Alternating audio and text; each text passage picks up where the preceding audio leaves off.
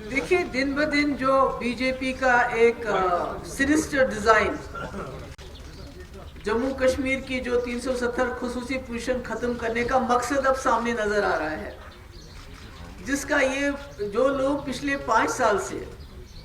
चाहे वो रहबर ज़राअत, रहबर जंगलात या रहबर खेल या इवन NYC वाले तो उससे भी ज़्यादा टाइम से काम कर रहे थे, तो उनको इस तरह से इस वक्त नौकरियों से निकाल के इसको SSRB को रिकमेंड करना, ये उस बात की तरफ इशारा करता है जो हम बार बार कहते हैं कि अभी तक जो पहले हमारा PRC होता था कि सिर्फ यहाँ जम्मू कश्मीर के लोग ही अप्लाई कर सकते थे, अब इसको दोबारा रेफर करने का मकसद ये है कि पूरे मुल्क से जो नॉन लोकल्स हैं वो अप्लाई करेंगे, और जो हमारे अपने बच्चे हैं या बच्चियां हैं वो बेरोजगार से महरूम हो जाएंगे। ये हमें पता है, ये रोजगार से महरूम हो जाएंगे, इसमें कोई शक नहीं है। तो इससे बड़ा जुल्म क्या हो सकता है कि जिन्होंने अपना खून पसीना पिछले 5 साल से दिया, अलग अलग महकमों में काम करते रहे, ये पढ़े लिखे लोग हैं, ये कोई अनपढ़ नहीं है, और इनका सिलेक्शन भी बाज़ाब्ता तरीके से हुआ है, मगर उसके बावजूद जिस तरह से एक रास्ता बनाया जा रहा है यहाँ के लोगों को दरकिनार करके, यहाँ के लोगों को डिसएम्पावर करके, उनको माइशी तरीके से, इकोनॉमिकली तरीके से, फाइनेंशियली तरीके से कमज़ोर करके बाहर के लोगों के लिए राह हमवार की जा रही है। ये बहुत अफसोस है, और इसके लिए जिस तरह कल निकले थे, प्रोटेस्ट किया था, मैं समझती हूँ कि एक जमहूरी निज़ाम में पुरअमन तरीके से प्रोटेस्ट करने के अलावा और कोई चारा नहीं है। मदरसों को लेकर हिमंता बिस्वा शर्मा ने कहा है कि जो मदरसे हैं उनको बंद कर देना चाहिए, और ऐसे कोई मदरसों की इंडिया में ज़रूरत नहीं है, और जो सारे मुसलमान जो इंडिया में हैं वो एक्चुअली हिंदू थे, तो ऐसी साइंस की एजुकेशन देनी चाहिए, और मदरसा जो वर्ड है वो उसको भी इस्तेमाल नहीं करना। देखिए, कोई नई बात नहीं है, इनकी शाखाएं चल रही हैं जहाँ पर ये तलवार और तीर और पता नहीं क्या क्या लोगों को ट्रेनिंग दे रहे हैं। तो इनका जो मकसद है, मुद्दा है, वो इस वक्त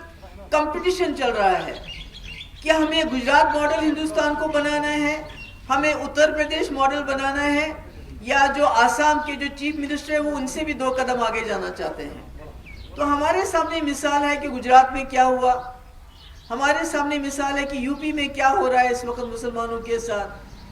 और MP में क्या हो रहा है। कल आपने देखा कि एक हमारा हिंदू भाई, उसको पीट पीट के मारा गया, ये सोच के कि ये शायद मुसलमान है। तो ये इस मुल्क की जो बुनियादें हैं उनको हिलाने की बात कर रहे हैं। ये जो मुल्क जिस सेकुलरिज्म पे जिंदा है, बना था, जो कॉन्स्टिट्यूशन पे ये मुल्क कायम हुआ था, उस कॉन्स्टिट्यूशन की धज्जियां उड़ाई जा रही हैं, और पूरे मुल्क को Gujarat model, UP model, Assam model, Madhya Pradesh model, जो भी आप कहिए, उसको वही बनाने की कोशिश। और आपस में जो चीफ मिनिस्टर हैं उनका इस वक्त मुकाबला हो रहा है एक दूसरे के साथ कि कौन ज्यादा से ज्यादा मुसलमानों को तंग करेगा, मुसलमानों को खुदा ना खास्ता नेस्त नाबूद करने में पहल करेगा। इसीलिए मस्जिद और मंदिर के मुद्दे उठाए जा रहे हैं, मुसलमानों को प्रोवोक किया जा रहा है, उनको इश्तियाल दिलाया जा रहा है कि वो रिएक्ट करे और इनको मौका मिले एक और गुजरात का कांड करने का, या एक और जो यूपी में हुआ था या दूसरी जगह पे हुआ था, इनको दोबारा खुदा ना खास्ता यहाँ एक कत्लो आम करने का एक जो है, एक अनफॉर्चुनेटली ये नहीं कहना चाहिए, मगर 47 से पहले जो हालात हमारे मुल्क में हुए थे, जिसमें हिंदू मुसलमान को अंग्रेज़ों ने लड़ाया था, आज अंग्रेज़ों का काम बीजेपी के लोग कर रहे हैं, इनके चीफ मिनिस्टर कर रहे हैं, इनके मिनिस्टर कर रहे हैं। और अफसोस की बात यह है कि जो हमारे प्राइम मिनिस्टर हैं, जो पूरे मुल्क के प्राइम मिनिस्टर हैं, जो हिंदुओं के प्राइम मिनिस्टर हैं, मुसलमानों के हैं, सिखों के हैं, वो बिल्कुल खामोश तमाशा देख रहे हैं। और उनकी खामोशी का मकसद, जो इनकी पार्टी ये समझती है कि वो खामोशी का मकसद है कि ये जो आप कर रहे हैं ये सब ठीक कर रहे हैं। Thank you so much. Thank you. एक बात पूछना चाहूँगा, ये जो कैबिनेट ऑर्डर आया था, आपकी हुकूमत में आया था, वो रहबर ज़राअत के बाद, ये बच्चे जो हैं खुद तो अपने लेवल पे लड़ रहे हैं, लेकिन एक्सपेक्ट कर रहे हैं कि आप लोग इनकी मदद करें। देखिए ये जो आप जो है ये मुफ्ती साहब ने शुरू किया था रहबर तालीम, उसके बाद रहबर ज़राअत और रहबर खेल वगैरह वगैरह, ये हमने, क्योंकि उस वक्त जो नौकरियों पे, आम नौकरियों पे पाबंदी लगी थी पूरे मुल्क के अंदर, तो बेरोजगारी बहुत थी, तो इसका एक रास्ता निकाला गया था। अब ये लोग जुलाई में रेगुलर होने वाले थे, जुलाई से पहले इनको निकाला गया और आज वो सड़कों पे आ गए हैं। मैं समझती हूँ हमें किसानों से सबक लेना चाहिए, मगर हमारे यहाँ दिक्कत ये है कि घर से बाहर नहीं आने देते। आपने देखा मैंने कितनी बार कोशिश की, चाहे कहीं हमारा पंडित भाई पे हमला हुआ, चाहे हमारा कोई मुसलमान जो है क्रॉस फायर में मारा गया, या कहीं और कोई हादसा हुआ, तो मुझे तो 2 मिनट के अंदर हाउस अरेस्ट रखा जाता है। मैं तो चाहूँगी, अगर आप देखेंगे बाहर कितनी फौज लगी है, इनको डर है कि कहीं ये बाहर ना आ जाए। तो ऐसे में फिर भी मैं कोशिश करूँगी जितना मुझसे हो सकता है कि इनके प्रोटेस्ट में हम पूरा मंतकी तरीके से शामिल होने की कोशिश करेंगे। Thank you so much. कैसे प्रेसिडेंसी नहीं है गवर्नमेंट में कि वो कर सकते हैं, मतलब इलेक्टेड गवर्नमेंट नहीं है,